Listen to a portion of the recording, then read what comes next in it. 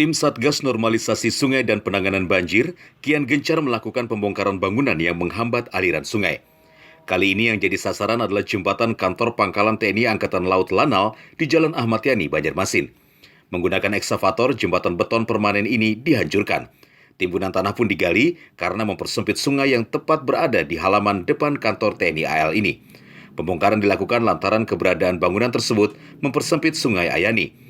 Tim Satgas melakukan pengerukan selebar sekitar 3 meter dan panjang sekitar 100 meter.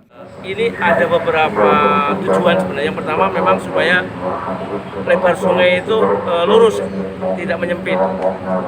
Itu yang pertama. Yang kedua adalah mengedukasi bahwa Lanal pun berkorban merelakan untuk dibongkar. Nah, jadi nggak bisa tebang pilih.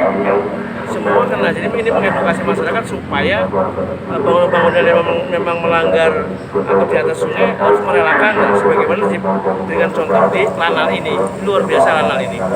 Dan kemudian kita sudah plotting sepanjang Ayani mana-mana yang bersumbat, ini akan kita jadwalkan untuk dilakukan aksi pada hari-hari berikutnya. Sesuai janji, Satgas terus berupaya melakukan normalisasi sungai guna mengantisipasi banjir yang bisa terjadi di kemudian hari.